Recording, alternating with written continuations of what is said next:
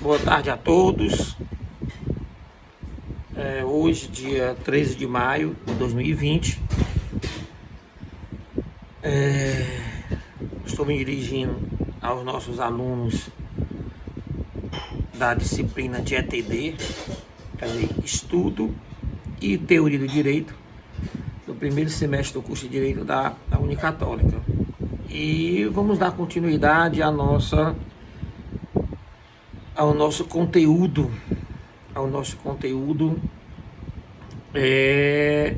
programático de nossa disciplina.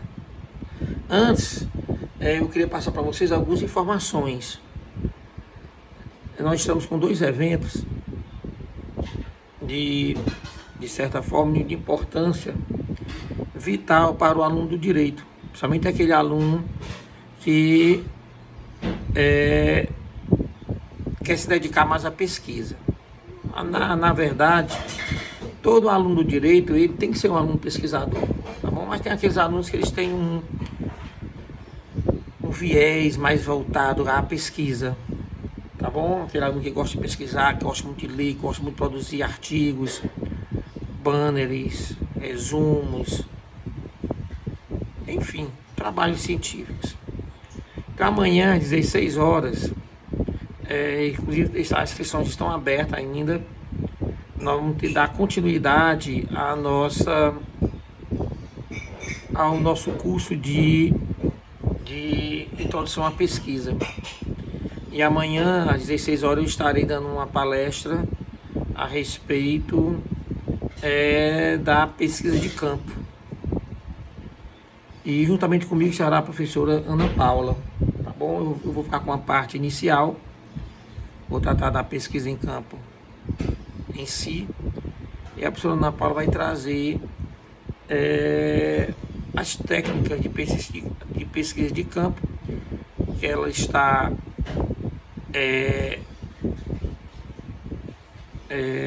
usando na sua tese de doutorado. Então seria bom que vocês que estiverem interessados amanhã estivessem. Vai ter através de videoconferência e vocês podem, através do site da Católica, vocês poderão sim ter acesso a não só a sala virtual, né, como também as inscrições, tá certo? A outra é mais importante, nós temos um evento que ele é semestral. Nós já estamos na sua 14ª edição, que é o Encontro de Iniciação à Pesquisa Jurídica. E ele vai ocorrer este ano, nesse semestre, na forma de videoconferência. E o aluno do primeiro semestre, como é um aluno iniciante, é um aluno ainda pouco experiente na pesquisa, então nós criamos, eu e a professora Ana Paula, uma forma de trabalho de pesquisa bem mais tranquilo, bem mais fácil de se confeccionar. Então quem se inscreve nesse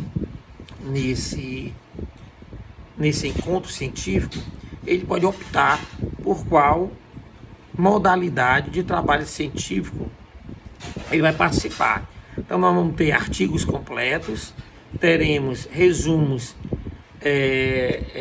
expandidos, que está lá no edital, como é que se faz e tudo mais. E nós vamos ter o que nós chamamos de apenas resumo simples, que é um pequeno texto com 500 palavras, que vai estar constando ali a justificativa da sua temática, os objetivos que você almejou durante a sua pesquisa, a metodologia que você aplicou e a conclusão. Isso em 500 palavras. Você escolhe uma temática e constrói esse resumo em 500 palavras. E o aluno do primeiro semestre poderá participar. Aquele aluno que participar, na minha disciplina, tá certo?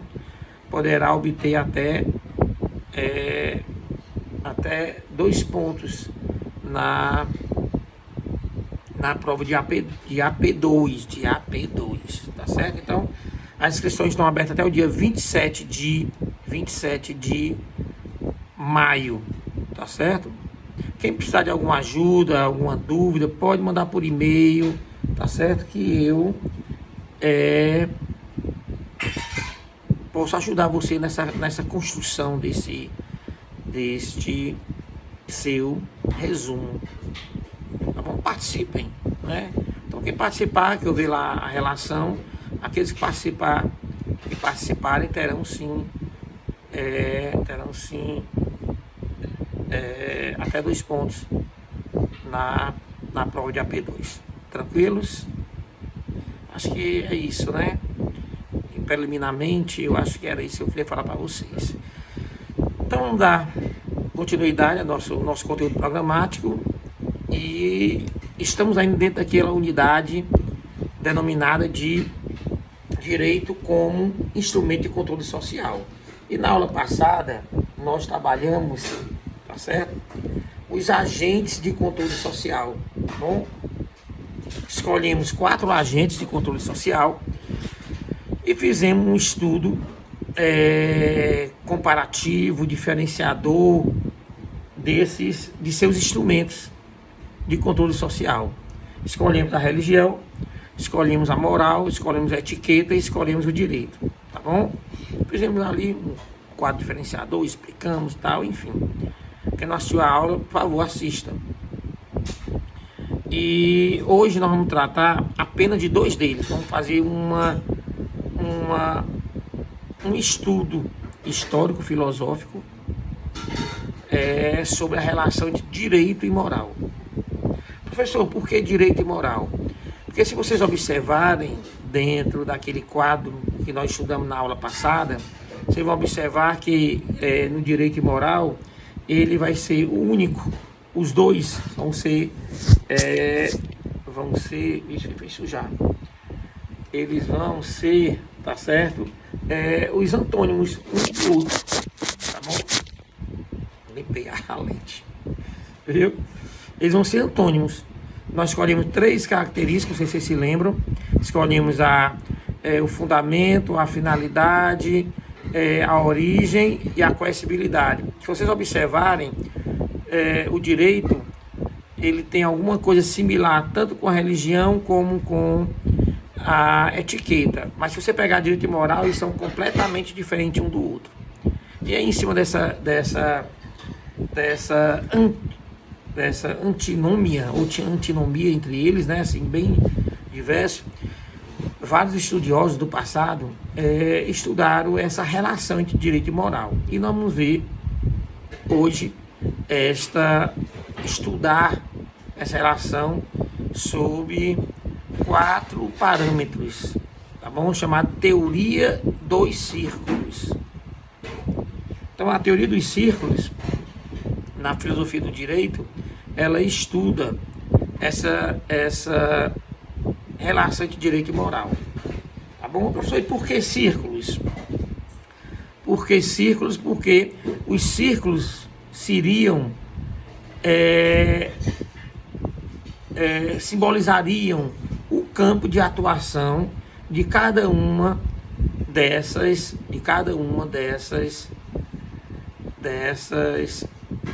agentes de controle social.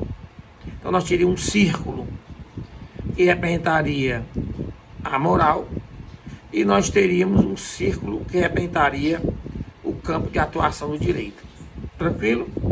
Partindo dessa premissa, né, de que nós iremos representar os campos de atuação desses 2 agentes de controle social como círculos, aí sim, vamos estudar as 4 teorias de círculos que estudam esta relação entre direito e moral. Nós temos a teoria dos círculos concêntricos, nós temos a teoria dos círculos separados, nós temos a teoria dos círculos secantes e teremos a teoria dos círculos independentes.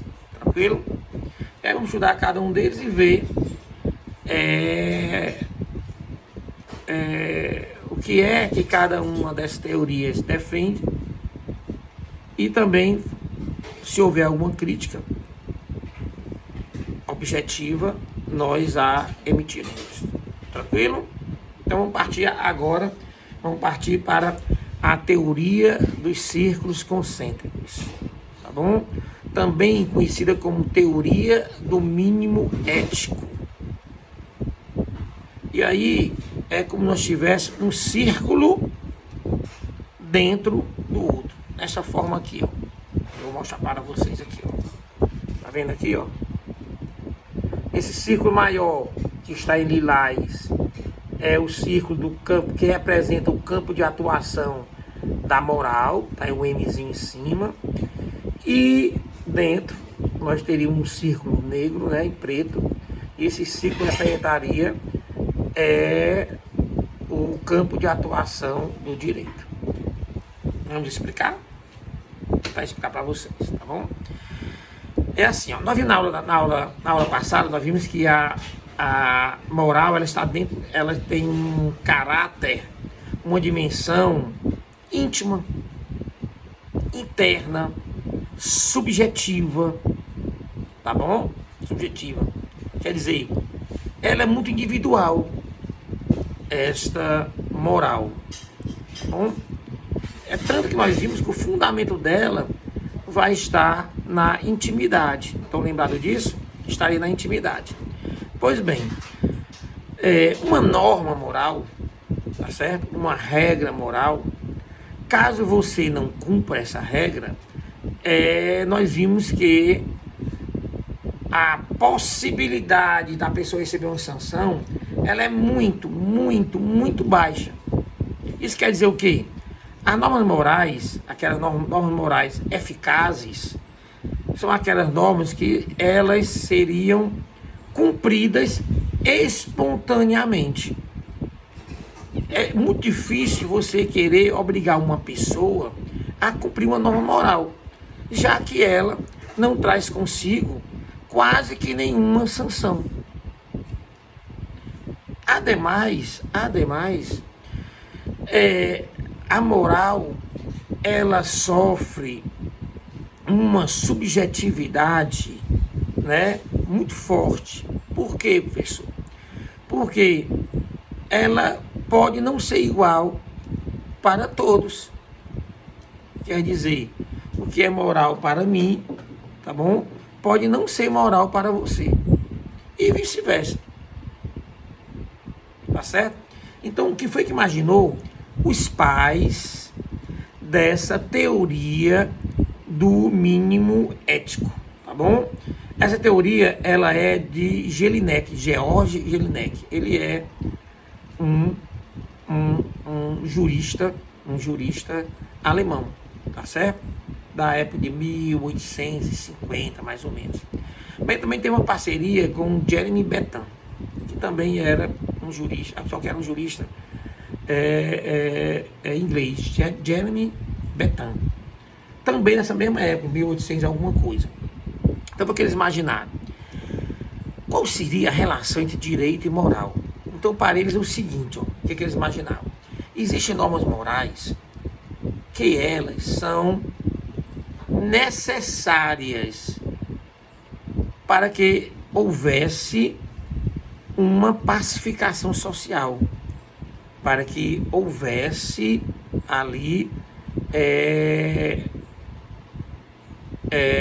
a configuração, a concretização, né, da ordem e do bom costume. Mas como elas são morais, tá certo? Elas teriam um caráter de espontaneidade. Então o que é que eles imaginaram? O direito seria o conjunto de todas essas normas morais que seriam necessárias para a pacificação social. Então, o Estado, para eles, né, escolhia essas normas morais que são necessárias para o convívio social harmônico e revestiram de juridicidade, dando a essas normas a coercibilidade, tá bom? Retirando dessas normas a subjetividade, dando a elas agora objetividade. E agora, independentemente do que você achasse que era moral ou não, mas agora é direito. E vai ter que ser cumprido. Tá certo? Então, por isso que ele representa, eles, né? Tanto Jelinek como o Jeremy, eles representam o círculo da moral bem maior do que o círculo do direito. Porque o círculo do direito, quer dizer, o campo de atuação do direito, as normas jurídicas, elas teriam que ser normas morais. Todas aquelas normas morais que seriam indispensáveis, necessárias à sobrevivência da sociedade. Tá bom? Para esta teoria, né, para estes senhores, tudo que é direito é moral, mas nem tudo que é moral é direito. É o que eles pensariam. Então, podemos concluir em cima desse pensamento da teoria dos círculos concêntricos, de que o direito, o campo de atuação do direito é menor do que o campo de atuação da moral. E também podemos dizer que todas as normas jurídicas seriam normas morais. Tranquilo? Até aí? Tá certo? Professor, há alguma crítica a esta teoria? Aí eu digo a vocês, exemplificando, né? Nós temos uma norma jurídica hoje que diz que o salário mínimo é aproximadamente de R$1.000. Esse salário mínimo de R$1.000 é para suprir todas as necessidades de uma família composta por 4 pessoas. Eu pergunto a vocês se isso seria moral para vocês. Isso é moral? Quer outro exemplo? Vamos dar aqui o exemplo para você, né? Os prazos processuais. Nós temos prazos processuais, por exemplo, para apelação, 15 dias, para embargo declaratório, 5 dias, para agravo, 15 dias, para carta testemunhável, 48 horas, para resposta à acusação, 10 dias, para denúncia pelo Ministério Público, uma pessoa presa, 5 dias. Eu pergunto a você, o que há de moral nisso? Tá bom? São apenas prazos que, em cima de parâmetros técnicos, se escolheram. Tá certo? Por que a maioridade penal do Brasil é 18 anos? Por que não é 16? Quando a gente fala para alguns que, olha, o que é que vocês acham sobre a maioridade penal? Vocês acham que deveriam baixar? Muita gente, deveria baixar, porque é uma vergonha. Uma pessoa de 16 anos ela já sabe o que faz, tá, e não é punido. Sim, ela está dizendo que, para ela, a norma que diz, a norma penal que preceitua a maioridade penal de 18 anos, para ela seria imoral. Mas para outra, e para mim, por exemplo, para mim eu acho que não é imoral. Tá certo? O que eu quero dizer? Professor, qual é a crítica a esta escola? A esta teoria dos círculos concêntricos, ou também chamada de teoria do mínimo ético. A crítica existem normas jurídicas que elas não são morais. E tem outras, tá certo? Que são imorais. Tá bom? Então, cai por terra aquela tese dessa teoria que diz que tudo que é direito é moral. Coisa que não é verdadeiro. Eu acabei de passar para vocês aqui várias situações em que não importa se é moral, se é imoral, tá entendendo? Para alguns, por exemplo, você abortar, autorizar o aborto de um bebê fruto de estupro é imoral. Para outros, é moral. Não importa. É jurídica. Tá certo? É jurídica. Então, a crítica que nós faríamos a essa escola é a crítica de que existem normas jurídicas que elas não estão dentro do campo da moral. Tá bom? Não existe. As regras de formatação ou de formalidade dos títulos de crédito.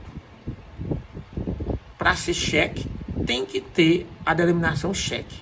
Se não tiver a denominação cheque, não é cheque. Está na lei. O que é de moral nisso? Nada. É pura regra técnica. Tá bom? Entenderam a teoria dos círculos concêntricos, ou também chamada de teoria do mínimo ético, de George Jelinek e Jeremy Bentham? Tá bom? É isso aí. Vamos a uma outra, né? A uma outra teoria, tá bom? É a teoria dos círculos separados.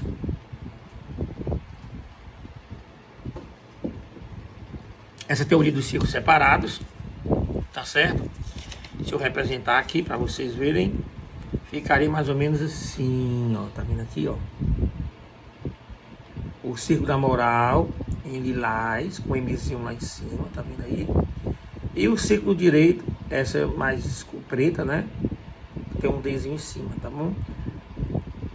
Essa aqui continua ainda, se vocês observarem, que o círculo do direito continua sendo menor do que a da moral. Mas eles não estão em contato, estão vendo? Não estão em contato. Essa teoria é do Christian Thomasius, tá bom?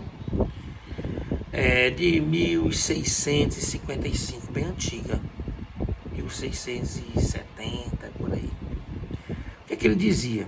Ele dizia que não haveria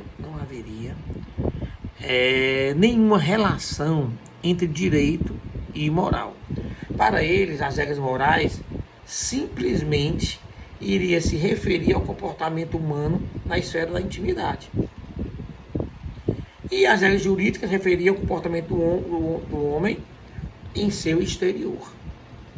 Enquanto uma tinha uma dimensão íntima, tá certo?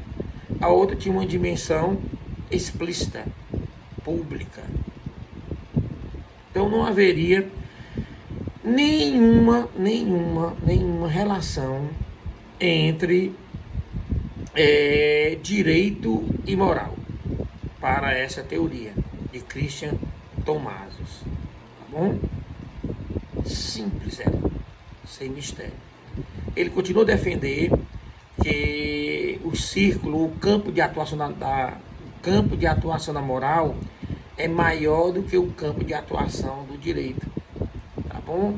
Mesmo porque o interior, a intimidade humana, ela é infindável, tá bom? O que está na cabeça, na ideia de um ser humano, então ele pode prever ali bilhões de situações, de comportamentos, tá certo? Que o direito ainda nem sequer conseguiu abarcar, tá bom? Então,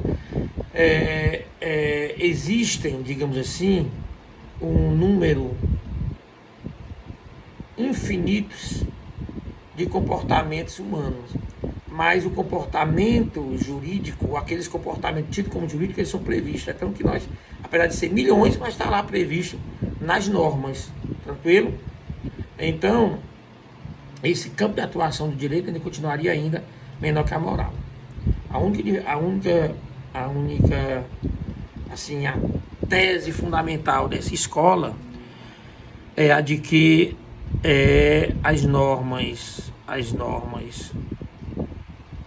jurídicas e as normas morais não teriam nenhum ponto de interseção, tendo em vista que a norma moral iria ater-se à intimidade humana e a norma de direito ao que está no exterior do homem. Críticas.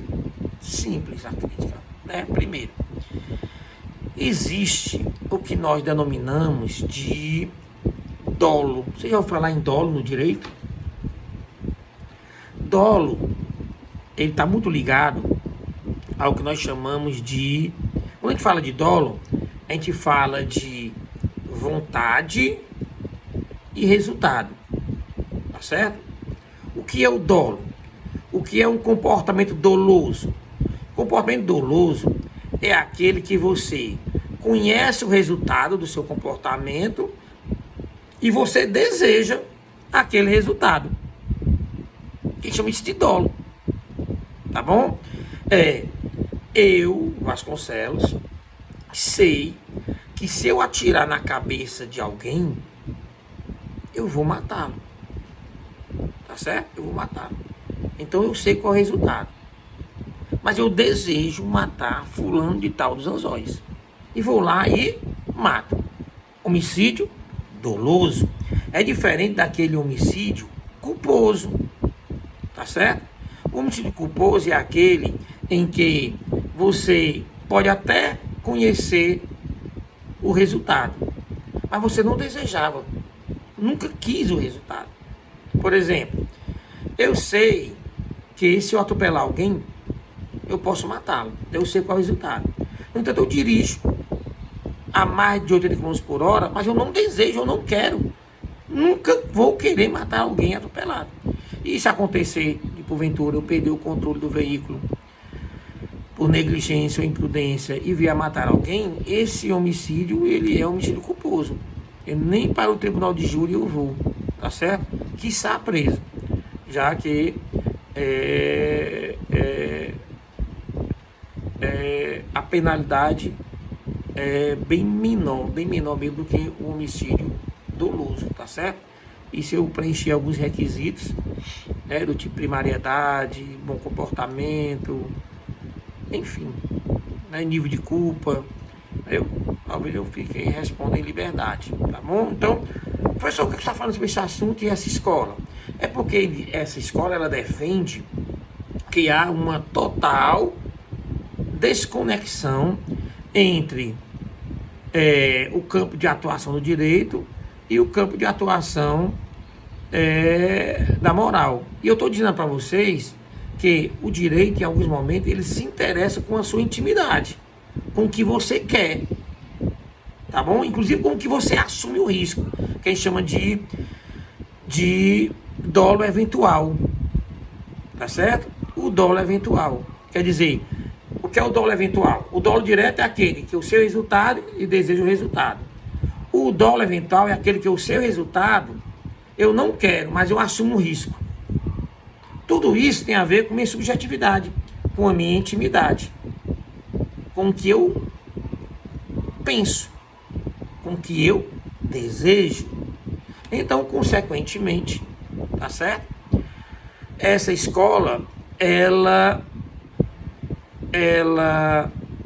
perde consistência em cima dessa crítica, uma crítica objetiva e verdadeira, tendo em vista que há sim momentos em que o direito se interessa pelo interior, pelo comportamento, pelas razões motivacionais, tá certo?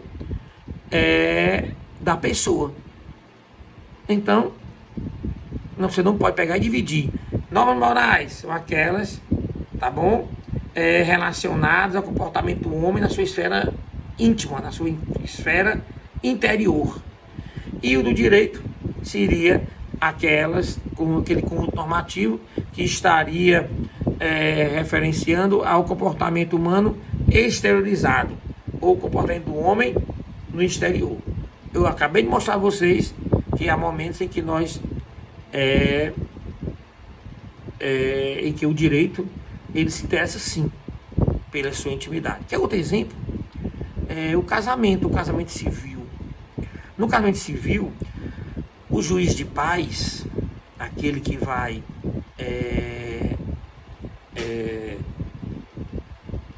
comandar o ato de casamento, o ato matrimonial, ele vai, no momento que ele perguntar se você aceita aquela pessoa como sua esposa ou seu esposo e tal, ele tem que ouvir o sim. Tem que ser verbal. E ele é treinado para quê? Se ele observar, né, da sua experiência, que aquele sim daquela moça ou daquele rapaz não for um sim verdadeiro, ele demonstrar ali através de feições, né, que não é verdadeiro, que ele está ali pressionado, tá bom?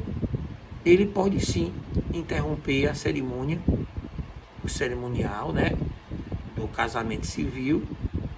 Ele pode chamar a pessoa em particular e perguntar o que está vendo e tal. Senão, se ele achar que a pessoa não está dizendo a verdade, ele pode sim não efetivar, né, a cerimônia de casamento. Viu como o direito se interessa pelo interior, pela intimidade?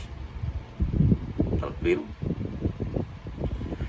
Então, encerramos aqui a teoria dos círculos separados. De Christian Thomasius. Vimos as suas críticas. Vimos primeiro o que é que ela defende, depois fizemos a crítica, tá bom? Aí vamos para uma terceira teoria, que é a teoria dos círculos secantes. Essa teoria do círculo secante é de Claude de Pasquier, tá bom? De 1800 e alguma coisa também, 1850, 1860. A teoria dele é de 1890, a teoria dele, tá bom? E a gente chama de secante porque fica mais ou menos essa figurinha aqui. Deixa eu mostrar pra vocês aqui, tá bom? Olha aqui, rapaz. Vasconcelos é um excelente desenhista, aí. Tá vendo aqui? Nós temos agora dois círculos, tá bom? O círculo da moral, esse maior em lilás, roxo, aqui no Ceará, né, que a gente chama. E no outro nós temos ali o círculo menor, que é em negro, né, preto, do direito. Mas vocês observam que tem uma região ali que eles se tocam. Estão observando essa região aí que tá, ó, pintadinha, ó, tá vendo aí? Essa região, essa secância entre eles. Então o que é que defende essa teoria, tá bom? O que é que ela defende? Ela diz o seguinte, ó, existe o campo do direito, existe o campo da moral, eles são ali separados, né? Obviamente, em seus campos de atuação atrás de ciclos, mas segundo Christian Thomasius, ele dizia o seguinte: apesar de serem círculos, né, de campos diferentes, mas há uma região ali entre eles que são secantes, que eles são que sofrem uma interseção, tá certo? Então existem normas jurídicas que elas não estão dentro do campo da moral, como também existem normas morais que não estão no campo jurídico, mas existe um campo ali entre eles, um campo de interseção, de secância, em que ali coexistem normas morais e normas jurídicas, tá bom? Ali existiriam normas morais e normas jurídicas, tá bom? E aí a gente começa a chegar mais próximo do que seja verdadeiro, né? Mais próximo do que seja verdadeiro. Por quê, professor? Porque realmente, se nós observarmos sob uma perspectiva bidimensional, quer dizer, sobre só duas dimensões, essa teoria ela é verdadeira. Se eu pegar hoje as normas jurídicas, tá bom? E colocar a mão assim dentro dela e tirar uma, por exemplo, vou tirar. Tirei. Tá bom? artigo 214 do Código Penal Brasileiro, né, que trata de estupro. Nesse caso, nós estamos diante de uma norma jurídica e também moral. Tá bom? Pode observar que moralmente, tá bom? Não é aceitável que um homem ou uma mulher venha a estuprar outrem. Tá bom? Lembrar vocês que homem também, apesar de alguns acharem que não, mas hoje é harmônico, depois que o Código Penal mudou, então hoje homem também pode ser vítima de estupro, tá certo? Tanto por um outro homem, como também por uma mulher, tá certo? Entendeu? Então, vocês observam que eu peguei e tirei uma norma, e essa norma, ela é sim, tá certo? Ela é sim jurídica e moral, que está naquele campo da interseção. Tá bom? Está no campo da interseção. Se eu meter a mão no direito de novo, tirar outra norma, tá certo? Tirei. Aí tem lá uma norma tratando sobre uma regra de trânsito. Né? E a regra de trânsito diz que você não pode ultrapassar o sinal vermelho, por exemplo. Tá bom? Não poderia ultrapassar o sinal vermelho. Pô, cara, mas eu tô ali em frente. Não tem ninguém vindo do lado nem do outro. Eu tô sozinho. Tá entendendo? Então o que existiria de moral nisso? Não. Ela é apenas uma regra técnica, tá bom? É apenas uma regra técnica. Outra regra também que é técnica, deixa eu me lembrar aqui, no processo penal, nós chamamos de jurisdição. Competência, por exemplo, né? Competência é o limite da jurisdição. Tá bom? Então as divisões de competências, elas são puramente técnicas. Ou é o lugar do crime, tá bom? Ou é quanto ao objeto do crime, ou é quanto à pessoa do crime, a pessoa que cometeu o crime. Não importa, tá certo? Vou dar um exemplo para vocês. Vou entrar aqui, ó. Entrei lá no direito constitucional. Puxou a norma. A norma diz que o presidente da República, ele, para ele responder um crime comum, ele cometeu um crime comum, não é um crime de responsabilidade, não, um crime comum, um crime que esteja tipificado no Código Penal, tá certo? Ele só pode ser processado se os deputados, 2/3 do Congresso, 2/3, viu, aprovar. Alguns podem dizer, não, mas isso não pode, porque se fosse eu responderia. Se eu praticar um crime, no outro dia eu estou respondendo, posso ser preso. E uma pessoa dessa, só porque é presidente da República, não pode. Isso aí é um pensamento seu. Você pode encontrar uma imoralidade aí. Nós tivemos um presidente do passado, o antecessor do atual, que ele foi comprovadamente que ele cometeu um crime, né? Aquele caso lá dos portos, né? Em São Paulo, se eu acho, se não me engano. E ele não respondeu, só respondeu depois que ele saiu do cargo. Mas até lá, ó, fica suspenso. Tá bom? Suspenso. Tá certo? E se na época tivesse sido levado para o Congresso e o Congresso disse que não vai. Tá bom? Não vai. Agora, se for esse crime comum, é um crime comum ligado ao exercício da sua função. Ao exercício da sua função. Tá certo? Agora, se não for ligado ao exercício da sua função, fica suspenso até ele sair. É uma norma que você pode encontrar uma imoralidade. No entanto, tá certo? No entanto, ela é jurídica. Ela é só jurídica. Ela não está naquele campo da interseção, tá bom? Ela está só daquele ladinho do direito. Então, se você fosse encontrar uma crítica a essa escola, né? Quer dizer, onde é que está, o professor poderia fazer uma crítica a essa escola, né? Uma escola que diz que tem normas que são só morais, tem normas que são só do direito e tem normas que é do direito e moral. bom? A crítica que eu faria era só uma indagação, né? Adianta de saber disso. Para que saber? Se eu estou, vou meter aqui minha mão, meti a mão dentro do mundo direito, puxei uma norma. Não sei qual é a norma, está na minha mão aqui a norma. Eu pergunto a vocês, interessa se era moral ou imoral? Essa é a pergunta. Interessa? Vamos lá, ela é moral. Oh, cumpre-se. Não, ela é imoral. Cumpra-se. Do mesmo jeito. Tá bom? Cumpra-se do mesmo jeito. Então, a crítica que nós poderíamos encontrar, talvez não, eu não diria que fosse uma crítica, tá certo?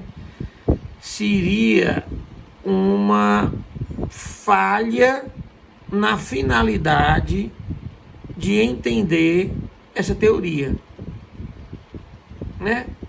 Entender. Porque se a norma for jurídica, não importa se ela é moral ou imoral, ela deverá ser cumprida. Tranquilo? É legal para a gente debater, né? Mas, hoje nós não teremos o tira-dúvidas, né? Não teremos tira-dúvida hoje. Porque vocês continuam ainda em período de avaliação parcial. Então, acredito que vamos deixar para a próxima semana mesmo. Tranquilo? E vamos encerrar a aula vendo a última teoria. Tá bom? Que seria a teoria dos círculos independentes. Tá bom? Teoria dos círculos independentes. Essa teoria de Hans Kelsen, que na minha humilde opinião é um dos maiores juristas, ou quiçá o maior jurista da história da humanidade, na minha opinião. Obviamente, eu sei que muitos não concordam com isso. Mas o que é que Hans Kelsen, austríaco, nasceu em 1881 e morreu em 1973. Ele é o pai da teoria pura do direito. Ele vê o direito como uma teoria pura, como uma ciência pura, dissociada das demais ciências sociais. Não concordo com ele nesse ponto, mas a teoria dele, tá bom? Então, o que é que ele dizia sobre essa teoria dos círculos independentes, tá bom? Aí você pode dizer, professor, mas a teoria dos círculos independentes é aquela mesma teoria da separação dos círculos, né? Quem era o sujeito da teoria da separação do Christian Tomásio. Pois bem, a mesma teoria. Eu digo que não. Christian Tomásio, na teoria dos círculos separados, ele efetivamente defendia de que não haveria nenhuma relação com uma relação entre direito e moral. Ele disse, não haveria nenhuma. A moral trataria só do âmbito íntimo, da intimidade humana, e o direito só do campo do exterior do ser humano. E então até derrubamos essa teoria naquela crítica que eu falei para vocês. Essa aqui não. Ele diz apenas que há uma independência entre o campo de atuação do direito e da moral. Eu diria até que ele traria enquanto nas outras teorias, o campo do direito e da moral estavam sob duas dimensões, em círculos, né? O Hans Kelsen, ele traz essa representação a uma tridimensionalidade, tá certo?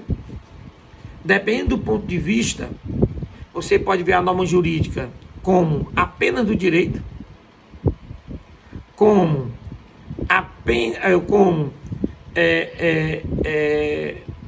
de moral e do direito. Então ele dá depende do ponto de vista que você observar, essa norma pode ser tanto jurídica, como pode ser jurídica e moral, tá bom? Óbvio que não poderia ser só moral, já que eu disse que era jurídica. Mas imagina, vou tirar uma norma, não sei da onde. Eu vou tirar de dentro de um agente. E ali, dependendo do ponto de vista, ela poderia ser jurídica, moral ou moral e jurídica.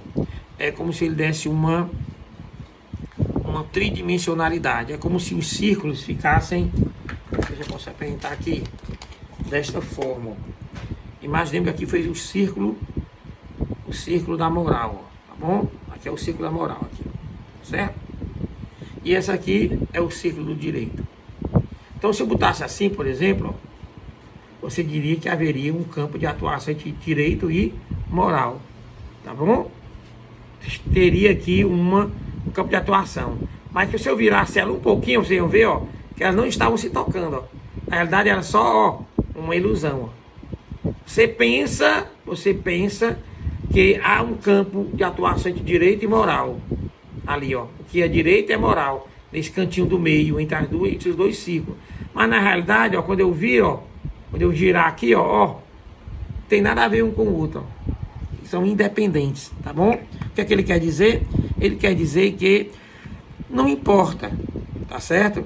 Se a norma jurídica ela é moral ou imoral, se ela é religiosa ou não religiosa, se ela é ética ou aética, não importa. O que importa é que ela está, tá certo? Revestida de juridicidade, tá bom? Ela está revestida de juridicidade e, consequentemente, nós teremos sim que cumpri-la, tá bom? Teremos que cumpri-la. Tranquilo? Então pronto, a gente encerra aqui a nossa aula de hoje. Hoje à noite eu estou recebendo, o último dia, o último tempo para receber as avaliações de vocês. Na próxima semana eu estou divulgando essas notas, tá bom? Na próxima semana também nós teremos o Tira Dúvidas à noite. Na próxima semana nós teremos normalmente. O que mais nós podemos dizer? Isso aí, tranquilo? Vocês vejam a possibilidade de se inscreverem amanhã